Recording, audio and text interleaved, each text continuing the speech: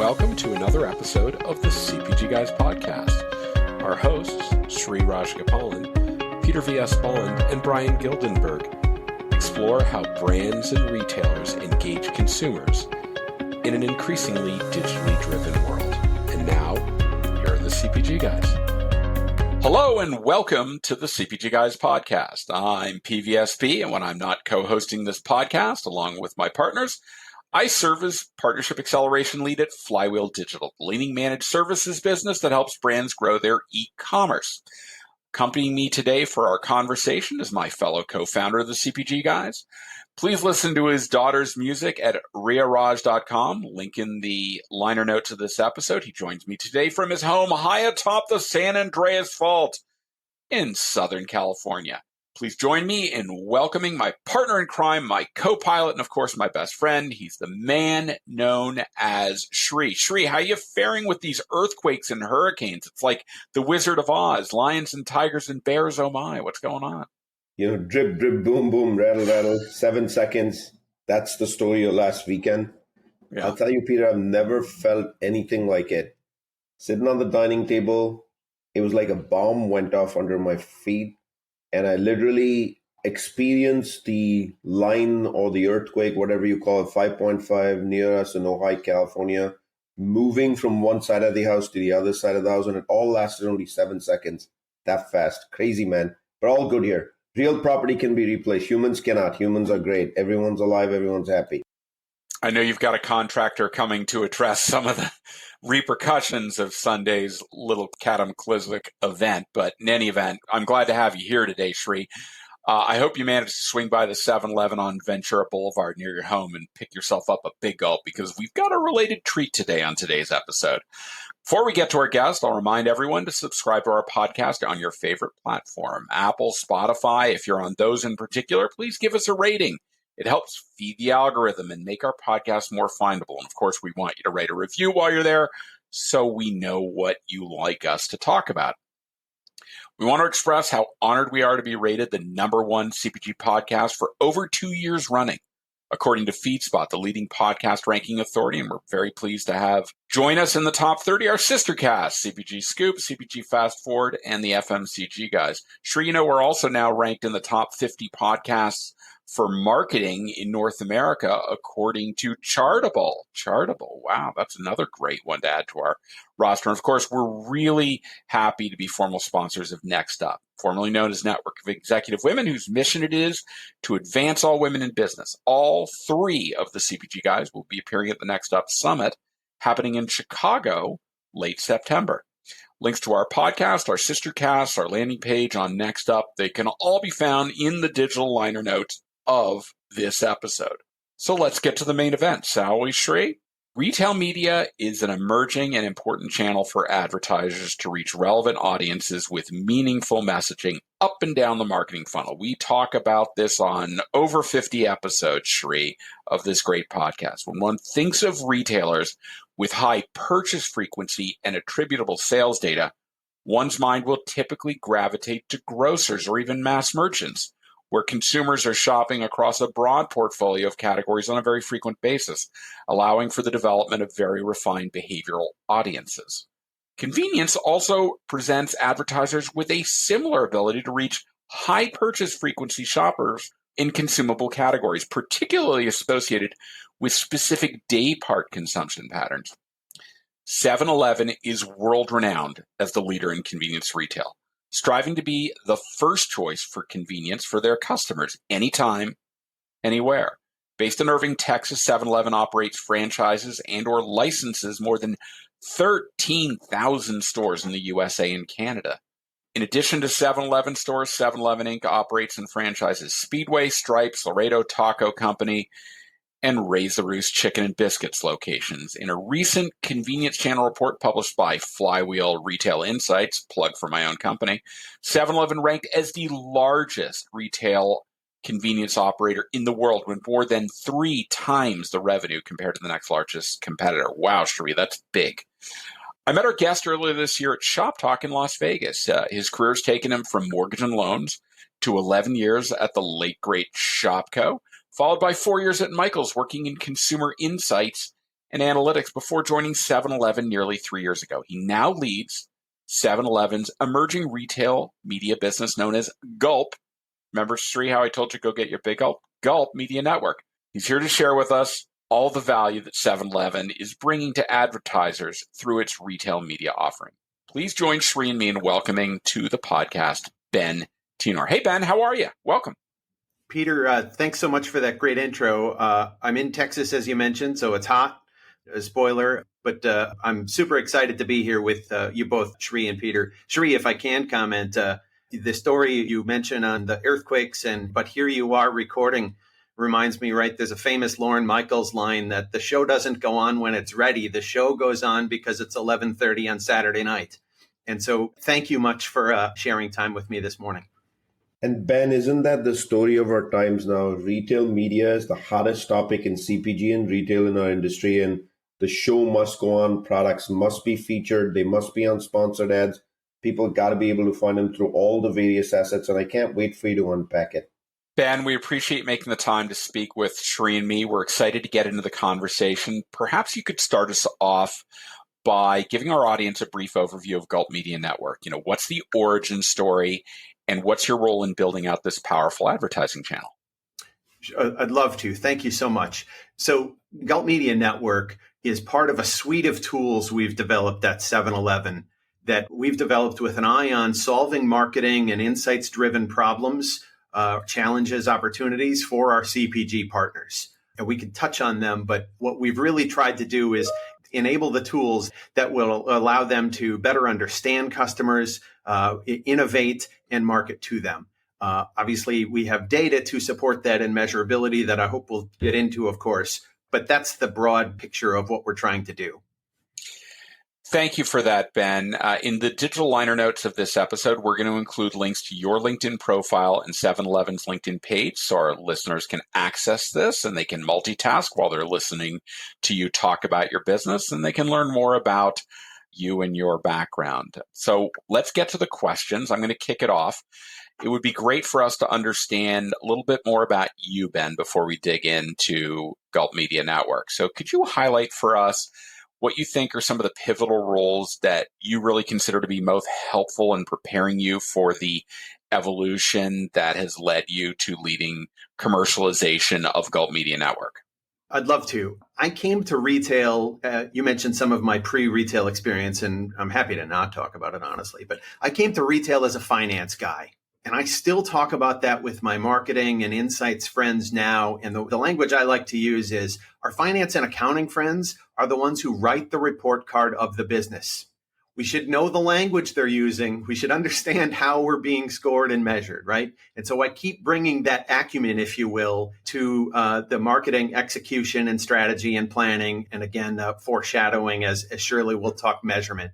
But since then, a series of opportunities that I've been excited about. That then pivoted me to marketing, financial planning, so building out that budget. And then, of course, you quickly get to measurement of campaigns. How effective were they, and how did customers engage with them, which naturally leads you to marketing strategy and how are you allocating precious resources. And that gets you then immediately to marketing execution, which you'll notice I never actually get to as creative. I don't know if we simulcast, pardon me, I listen on the podcast, but if we're not simulcast, I'm follically challenged, I wear glasses, and I wear a button-down shirt. Creative isn't my bag, but the execution and strategy and the analytics, all of that comes through. And I'm excited to bring that all to bear as we've launched Gulp Media Network over this last year. Ben, Sri and I are very proud to have faces that were built for podcasting, so no worries there. Thank you. As Peter lovingly says, we have radio faces. But Ben, first of all, welcome to the CPG guys, and thank you for making time to join us on today's episode. I got to start by telling you first, I just love the word Gulp Media Network. I think it's unique, it's different, but it kind of speaks to the importance of beverages in 7-Eleven's ecosystem as well. And the word just sounds refreshing to me. It's fun to hear another fellow industrier, if there was such a word, with an insights background and really focused on measurement as one of the love areas. And when it comes to creativity, You and I think we share the same aspect. You spoke glasses. I'm doing the same exact thing. Peter's the creative one over here. I'm just a pretty one. That's what they say. All that said, Ben, I think we should start this off by asking you something very important, which is try to really understand the dimensionalization and the scale of Gulp Media Network's audience reach, frequency, and then what is the transaction asset that backs all this up? Seven Rewards has existed as far as my mind can go back forever. And now it's called the Seven Now delivery platform. I got to imagine the Seven Now delivery platform is that anchor that I speak to. So dimensionalize, scale, and then tell us about the Seven Now delivery platform. Yeah, I'd love to. And so you're right. The rewards data is critical, but let's pan back out just a half step here. From a volume and scale point of view, we service more than 10 million customers every day. And I know on a recent episode, I heard another brand mention a similar number and a similar frequency, right? What we also have is nationwide coverage. This isn't shocking relative to you look in your neighborhood, but still the number jars me. More than half of U.S. households are within 2 miles of one of our stores. Peter, you mentioned the 3 banner names, 7-Eleven stores, Speedway stores, Stripe stores. And right, how fragmented our business is, you can see one in your town and then not see the other. And so all of them tie into the same data set. Shri, to your point on the rewards program, 7 Rewards and Speedy Rewards are the backbone of that customer data. 7 Now is important. If I can build on that, 7 Now is important and we get rich data from that. But as you can imagine, the great majority of C-store interaction isn't delivery. And so that's not the narrow boundary of the data set we're dealing with. We're dealing with all of the in-store shopping as well, right? Thank you for that, Ben. That's very helpful. So what types of advertisers are going to find Gulp Media Network particularly appealing as a marketing channel? Is it all about immediate consumption food and beverages, or is it more, and why is it more for them? Sure. It's a lot of immediate consumption food and beverage, as you can imagine. Immediate consumption is interesting. In a lot of cases, it's an additive customer to the mass or grocery channel, right? The kind of individual who every day is getting a cold, ready to drink right now, they're generally not buying that product 24 at a time in aisle 14, right? So on the one hand, often it's an additive customer. And so if you put yourself in the shoes of that CPG, if you want to cover the market of customers for your category, you need to touch on the cohort who's shopping grocery mass, and you need to reach those immediate consumption guys, right? The other nuance, so it's not all of the customers are additive, some of them overlay, it is certainly a different customer mission. So customers are in both banners from time to time. So we really view living side by side and candidly, both past and future. We've got plans. We often speak next to a grocer or a mass in a pretty collaborative way because we're both serving customers who have the same CPG user. So that's obviously the categories in our product, and they're all the ones you would guess. It's a lot of carbonated soft drink and energy and water and sweet and salty snacks. But you allude to it, I'll use the jargon. There's also non-endemic partners who are interested, particularly when our audience aligns well with their interests. And a couple that come to mind that are top of stack for us, travel and cars, maybe for 2 reasons, I suppose. Naturally, the C-store customer skews young, right? Again, the same kind of behaviors happen. And then cars, that also ties into young. And for those of you who follow the 7-Eleven owned social media channels, you'll see that there's a heavy overlay of car culture with our customer base. And that then plays out in the automotive business generally. So there's both endemic and non-endemic opportunities, and our advertising, our brand partners see value in that reach. Shri, did you have endemic and non-endemic on your podcast bingo card today? Because I did, and I just scored big time. Thank you, Ben. I got it on my notes. That's excellent. I'm happy to pull the winner for you. So speaking of moving into advertising, endemic, non-endemic, car-based cultures, audience skewing younger. For that very audience, what are the primary on-site or app-based capabilities for advertising for brands that Gulp Media Network is offering? And then do you see Gulp Media Network as upper funnel, middle funnel, lower funnel, full funnel? Where do you think a majority of the capabilities are? For example, in the retail media world in grocery, primarily it focused on search and middle to lower funnel. Sure, of course. Let me take that in reverse order. At some maturity here, we see it as full funnel. And then it's interesting.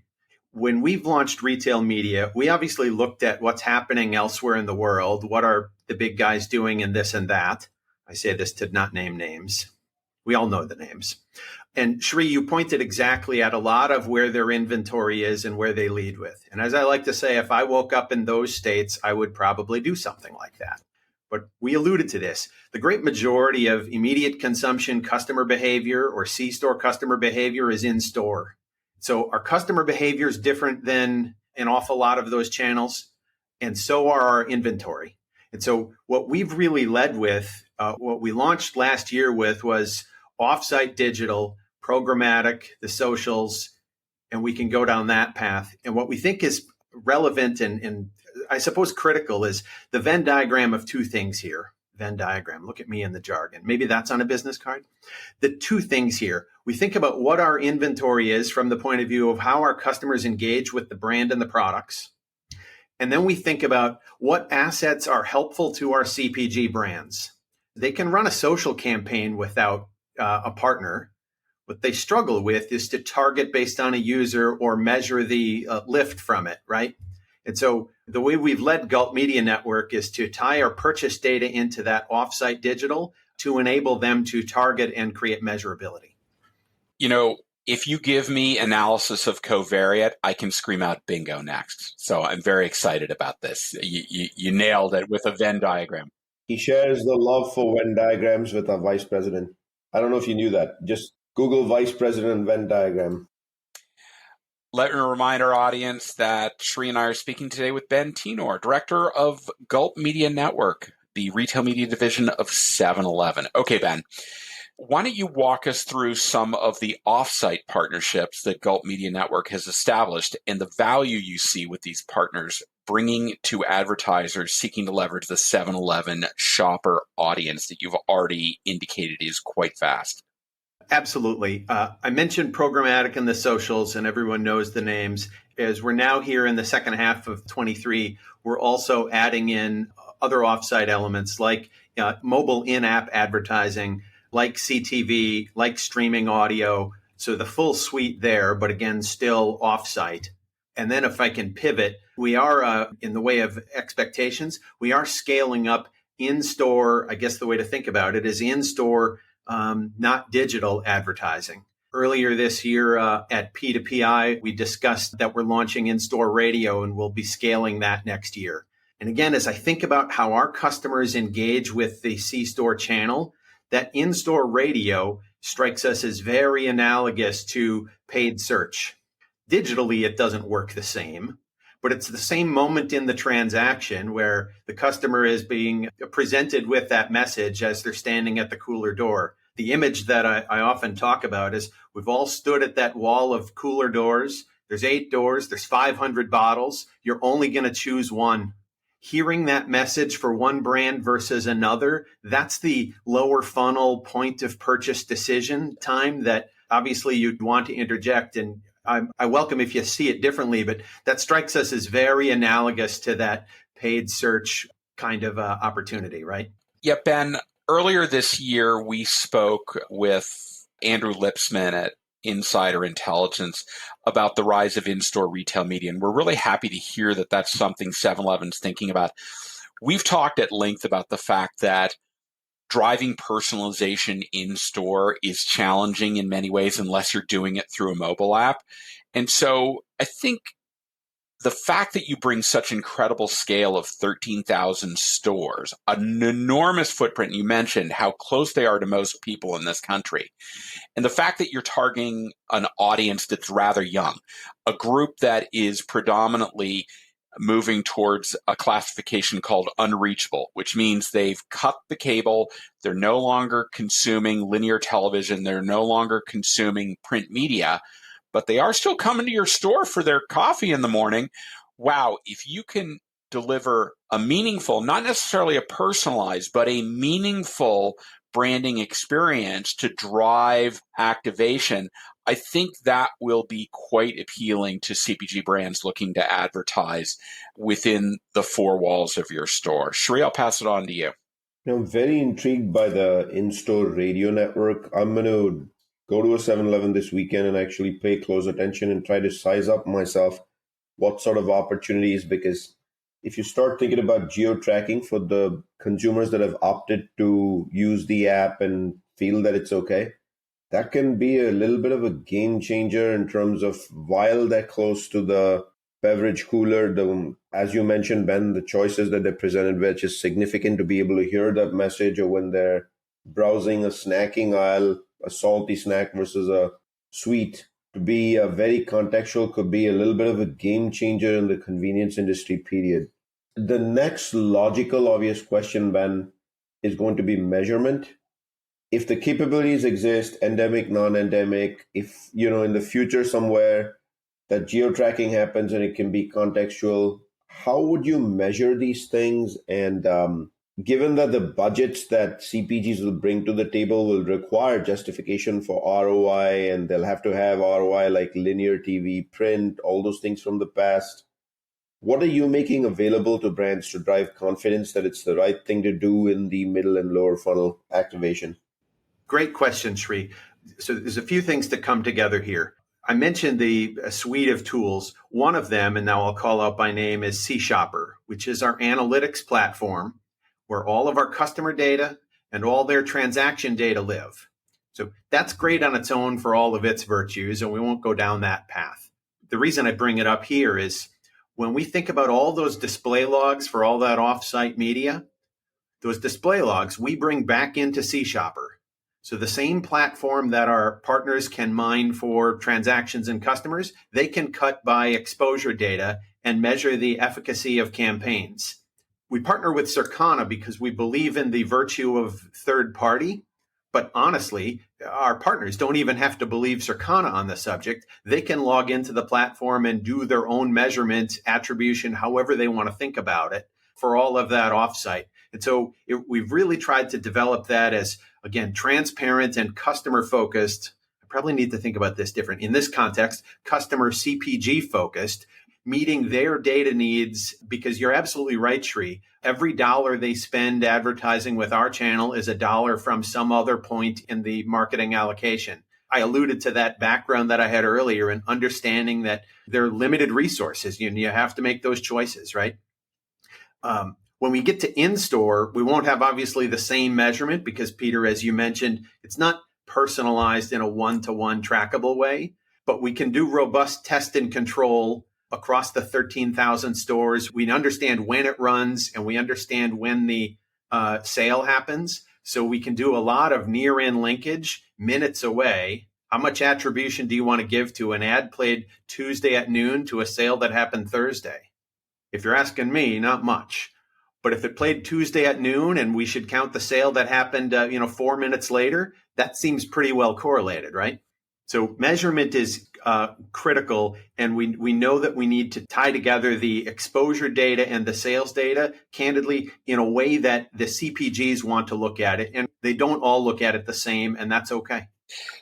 Ben, before I get to my next question, a quick little follow-up. So you mentioned C Shopper, your data asset. I've got to imagine that the advertisers that have access to this are using it as a preliminary way to even size audiences. So they understand, is the audience that I'm looking to reach even meaningful enough for me to want to reach them? And it helps them establish how refined an audience they really want to get to, because if it's too small, it either isn't going to move the needle or they can't even measure it. So I've got to imagine those are kind of things that you guide them on leveraging C Shopper as a mechanism to prepare for their campaign development. That's absolutely right. Whether you think of that nationally or whether you think about that targeted in, say, a versioned market or something, sometimes there's limited edition product in a particular market that you're trying to put a push behind. But all of that is right. And I spoke of it. Obviously, there's 1,000 things you analytically can do with that data set, but you're exactly right. You can use to understand what's the size of this particular prize as you think about allocation of budget and what lift is reasonable to expect. and then measure it. You don't have to believe what you expected. You see what happened. The one other thing, if I can build on measurement, what's interesting to us, it's not necessarily great for a retail brand, but it is true, and we're nothing if not honest about this. We see in the publicly available geo-tracking data, so anyone can go get it, right? A C-store customer, it's true of our 3 brands, it's true of all the other brands that you see around there, the retail brands now. A C-store customer shops 6 other C-store brands, and that doesn't count, so that's just C-store. The cold carbonated beverage, the cold energy drink, et cetera, you all shop. You can buy that in lane at the hardware store. You can buy that in lane at the clothing store. You can buy that in lane at the grocery store. So what we find is, in addition to the measured lift that we see in our box, we generate lift in those other boxes as well. And again, this is where we put ourselves in the shoes of what opportunities or challenges exist for our CPG partners. And because of the fragmented nature of the C-store space, we didn't mention the numbers. Depending on who you believe, there's 150,000 C-stores, right? 150,000. We're the number one market share guy with 13 or so %. It's just super fragmented. And so as a CPG, you can never buy all the brands, partly because they don't all exist, but you could never manage that many channels. So what's great then about the customer behavior is our list generates lift at that Northeast brand, at that Southeast brand, at that Midwest brand, et cetera, et cetera. You know, Ben, that is really incredible. I have, for the last couple of years, heard CPG brands talk about the advertising they place in that notable pure play retailer based out of the Pacific Northwest and the impact that it has on sales through brick and mortar retailers other than that particular pure play. What you're telling me is the power of Gulp Media Network is you can influence purchasing at other brick and mortar retailers because of your incredible scale, your audience, and you are able to use the geo-tracking to understand what exactly is going on. That is phenomenal. That's really good. Sri, your thoughts? Love that, right? The geo-tracking one I've already mentioned, Peter, is intriguing me a lot, right? I'm going to go listen to the In-Store Radio Network this weekend. When you mentioned that, the competitive set could be 6 other brands, I didn't think of it that way, but it's making sense to me right now. And the halo lift, while many will struggle to understand, it actually seems quite straightforward to me that there would be a halo lift when someone's at a hardware store, because they may actually be thinking of the jingle from the C-Store Radio Network. Not that C-Store Radio Network that you have is the only way that they can get a ad delivered, but I just gave that simple example. So Ben, what news do you have to share with our audience today about the continued roadmap for Gulp Media Network that you think will be of particular interest to our highly CPG-focused audience? I'd love it. So I mentioned, well, as I think about channels coming online, and Sri, I love that you're going to go check out your local store. I mentioned we're scaling that next year. We've got radio in a few hundred stores now. It might be your store, it might not be, but either way, then, as I say, what we'll be scaling that out nationally next year. So don't be disappointed if your results may vary, right? Also, in the spirit of those in-store channels, a bit further down the track, a lot of people talk about screens in store. We'll talk about that too. We think of that as next on the roadmap, as in after radio. So we'll get to that. And then expanding our partnership with screens out at the pump. Obviously, there's 5,000 or 6,000 of our stores with fuel. So you have that captive audience for a few minutes of attention and an ability to message right there. The other piece in terms of roadmap, out of channel now, I alluded to measurement. We are testing measurement partners to specifically get a read on how much is that rest of market lift. So right, as we talked about a moment ago, we know there is some. We'd like to graduate beyond knowing there is some to actually measuring it and seeing it. So we're testing that in the second half this year and should be scaling that quickly where it's relevant to our brand partners. Wow. Video at the gas pump. Sri, I don't know about you, but I'm already thinking about when I go to fill up my tank at a 7-Eleven, I enter my 7 rewards number so I can get my wonderful discount. I think about the ability to then, now that they know who I am, personalize that video. There's a really great mechanism in place. I'll let you ask the last question. This episode is making me think, now I'm going to listen to the radio network. We're in California. California is the first to test everything. Odds are it's in the store, but I will report back. Now I'm going to pay a little bit more closer attention to the pump screen as well. I'm intrigued, Ben, why you said a partnership with the pump screen, because doesn't 7-Eleven actually have proprietary rights to those pump screens? We have a partnership with an org named GSTV, and they help us with, obviously, the content and, well, the entire loop, the technology to content. But we think there's still certainly scale and opportunity there to grow that, both from the point of view of, call it screens nationwide, so reach and whatnot, and then from the point of view of what's that messaging mix look like. So that's what I meant, or I use the word expand. Awesome. Here on the CPG Guys, the last question is always the same, and we call it fast forward. And that means, Ben, the simple question is, what are the areas for growth and innovation for the network? So we really think retail media is a great construct by which retailers and brands can better partner than maybe they always have historically. We think that oftentimes, maybe all the time, but oftentimes we have aligned goals. We may not have always had aligned strategies and allocations of budget and measurement methodology and this and that. And so this is where I tie together the suite of tools where we have measurement and analytics capabilities. I didn't mention it, but I'll throw in here briefly. We've got a research arm that lets you conduct first-party research against those same customers in a closed loop way that I can understand the purchase behavior and the stated answers. And then obviously the marketing channels to communicate to them. And these are all intended to be collaborative offers to our CPG partners, because at the end of the day, what's best for us as a retailer is vibrant CPG partners with innovative new products that are driving customer demand and traffic. So in that regard, right, we have aligned goals, but we can partner together continually on leveraging these assets to achieve those goals.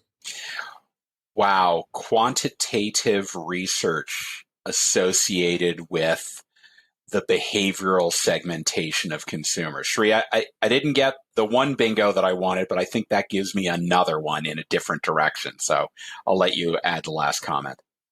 And Ben, I want to make sure what I heard is what we communicate here on the CPG Guys. What I heard in when you answered about what's next and fast forward is a willingness to partner with brands in being able to somewhat build this together and ensure that for brands, when they choose to advertise on Gulp, they get the maximum output, the best ROI, and that willingness is there. Is that a fair statement? That's absolutely fair.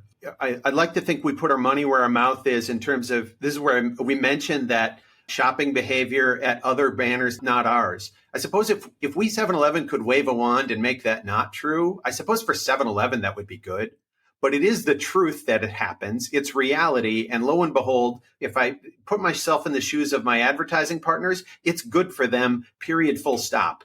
And so we do think about how to help them grow their business, because the line I say to my kids is it's enlightened self-interest, right? It's not just that we're saints. It's that it's good for us to have vibrant, growing CPG partner brands with innovative new pipeline of product. Wow. Not only is 7-Eleven customer-centric in terms of people coming into their stores and shopping, Gulp Media Network is customer-centric in terms of delivering value to its CPG and advertising customers. That is tremendous.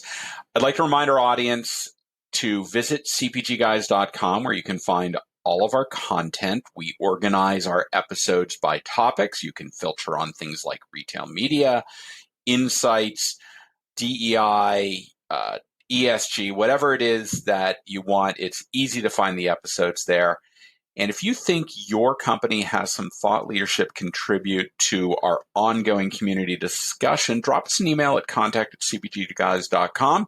Maybe you can join us for a future episode of this podcast. And of course, when you're on cpgguys.com, don't forget to drop us a rating on the navigation bar at the top. And of course, thank you to the nearly 25,000 followers we have on LinkedIn. We are so honored that you choose us to help educate and entertain you. about this interesting omni-channel digital journey we're all on. We're greatly appreciative that you show trust in us.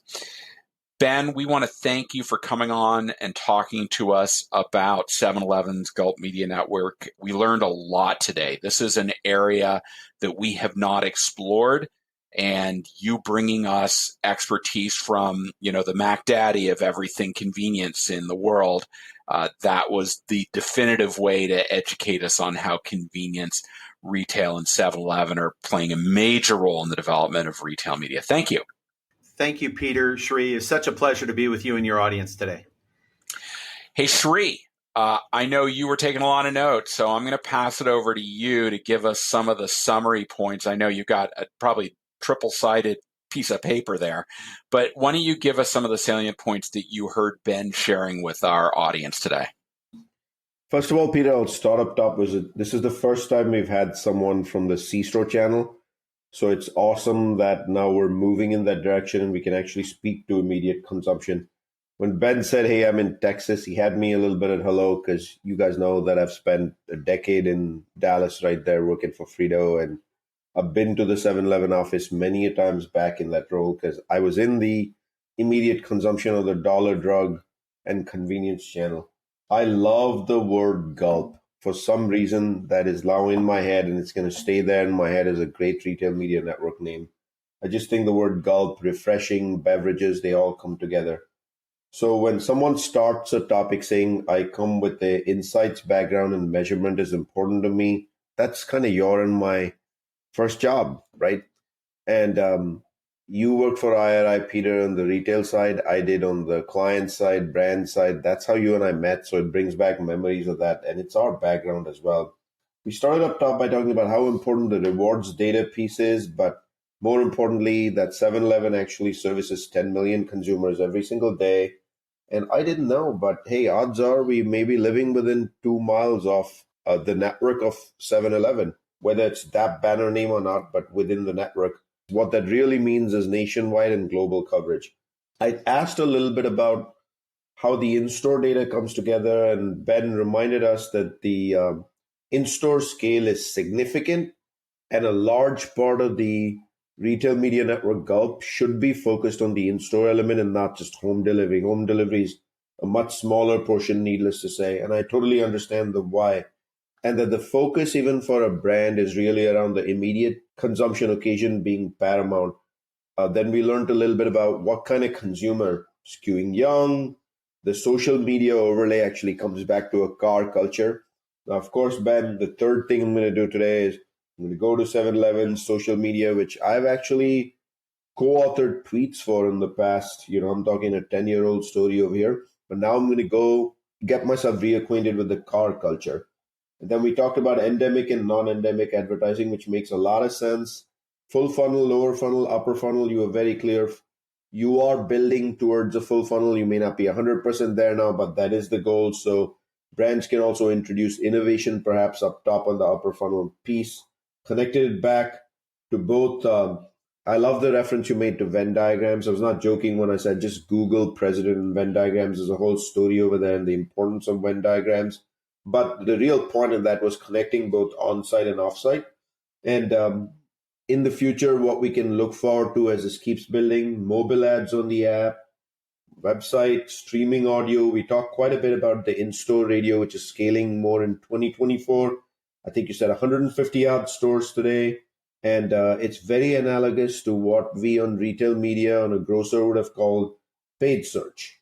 And I think that's very important because at the moment in the occasion, I'll take it one step further beyond a grocer's paid search because they're actually there ready to buy the product on the spot and go through the transactability. Very different from a grocer where they may take it out of the cart.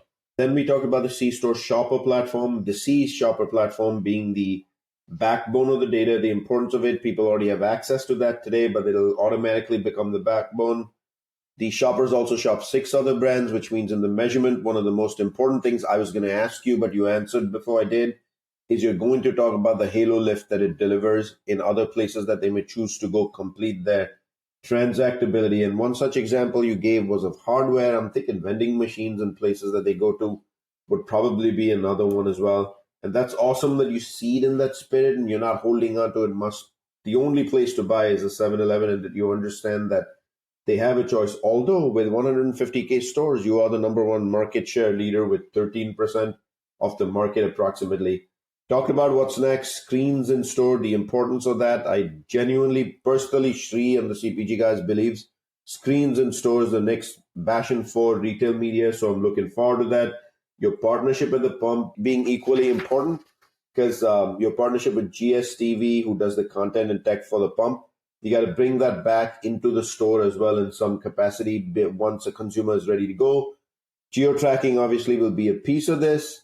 Obviously, when the consumer opts in and says it's okay, and you wrapped it right at the bottom by saying you have a good willingness to work with brands on shaping Gulp's future so that it delivers maximum value. And one such way you will seek measurement is you're actively looking for partners who can assess lift in the rest of the market, and you're actually testing that in the second half of this year. How do I do, Ben? Couldn't have done it better myself. That was fantastic, Sri. Thank you, Sri, for that. You know, it reminded me of something that's about to happen. I know Grocery Shop is taking place in Las Vegas next month. And what's fascinating is, you know, the first time I ever used the 7NOW delivery platform, it was 2018. I was at my first grocery shop. It was being held at the Aria. I brought Zara along with me, my wife. She was pregnant at the time. And we were staying in the hotel room, and she was desperately in need of a whole bunch of liquids and other things to eat. And what did I do? I didn't want to have to, pay the ridiculous fees at the convenience little store they have inside the casino.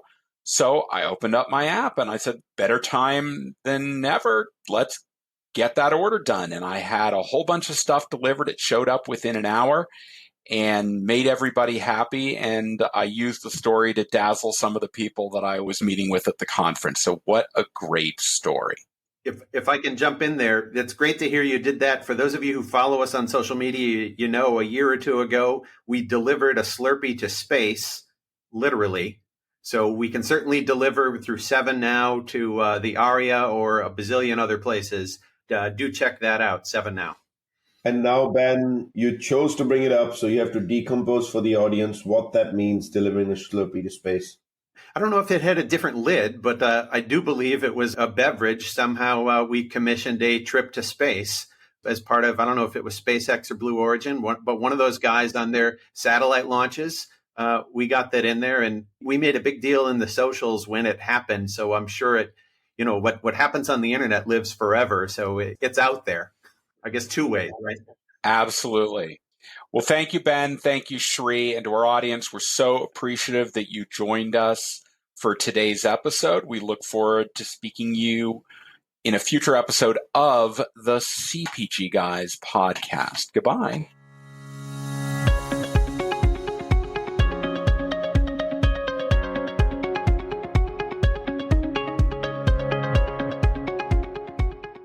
The content in this podcast episode is provided for general informational purposes only.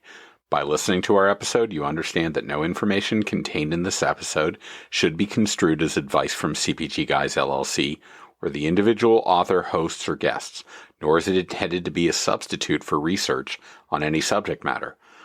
Reference to any specific product or entity does not constitute an endorsement or recommendation by CPG Guys LLC.